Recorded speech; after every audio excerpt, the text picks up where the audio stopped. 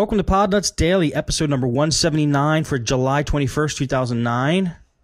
Thank you for listening. We're gonna go straight into some emails today. No, straight into voicemails today. Then I'm gonna read some emails and then we'll go over some other stuff. Voicemails from Simon Zarafa. So here's a quick quiz. What do you think Simon is going to tell us before he tells us anything else in this phone conversation? Those Podnutz listeners who have been listening will know the answer to this question. What will Simon Zarafa tell? Yes, the weather. El Barro got it. And here is Simon's voicemail. Hi, Steve. Good day. This is Simon calling from Simon's PC Services in slightly overcast and not very sunny Pembrokeshire today.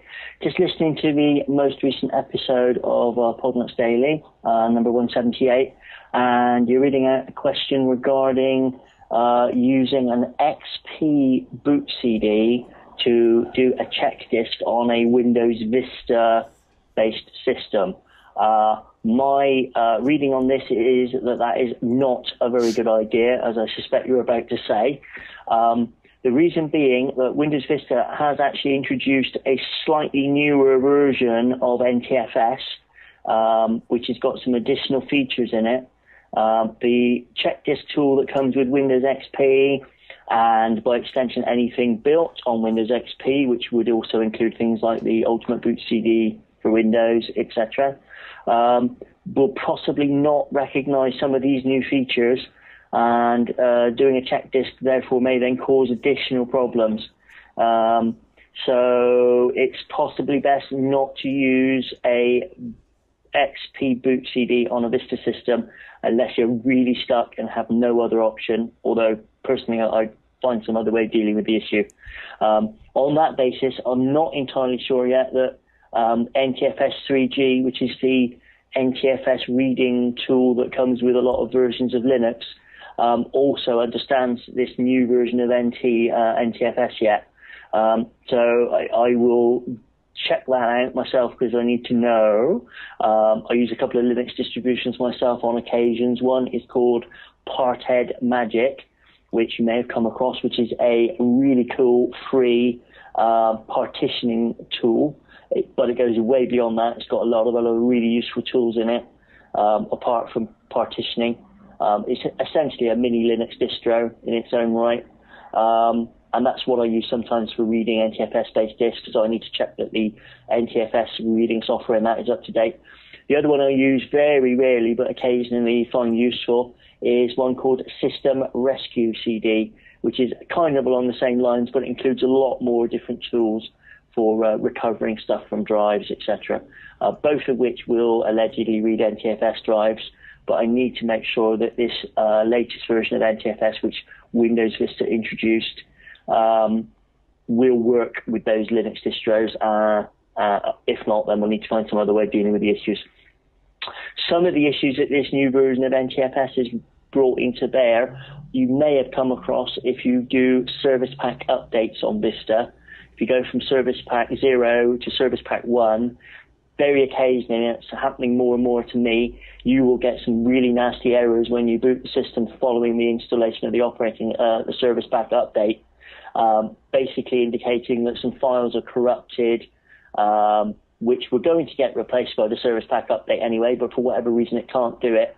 And some of these issues relate to this new version of NTFS, because it adds new meta files to the operating system to allow for journaling and transactions.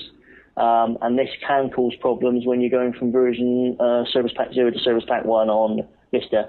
So bear that in mind. I have put a thread in the forum about that, so perhaps you can check on that. And if we ever do another episode of Podnutz together, I can go over it in more detail. Speak to you again. Cheers. Thank you, Simon. Simon is a wealth of information, and what he says is usually very valuable tips. So thank you for the complete voicemail, Simon. All good stuff.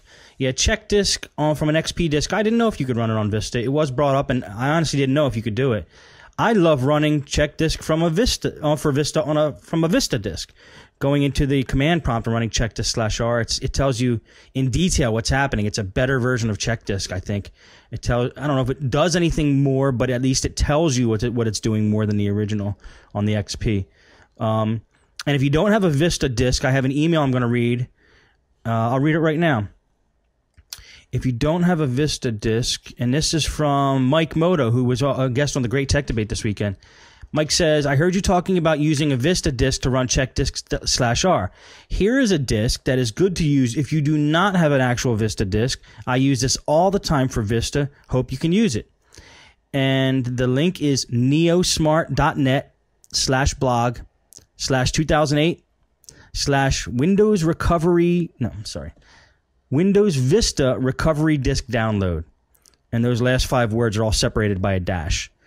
I'll read it again for those listening on the audio podcast, and I'll also post it in the chat room.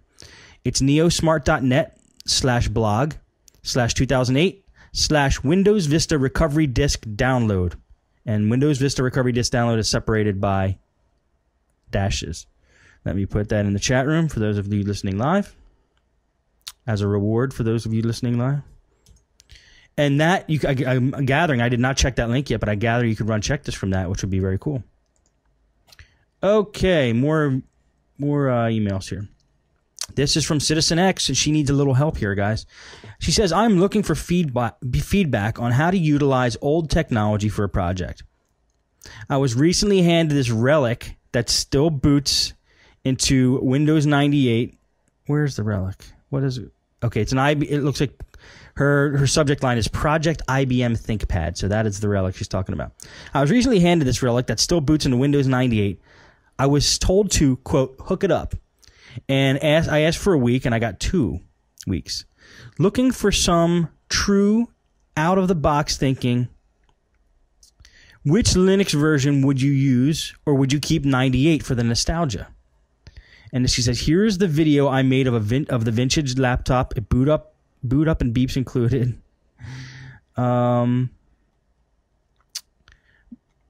Barb, I will put that link in the show notes. I don't want anybody to go watch that video and not watching the show, though. So watch this video afterwards.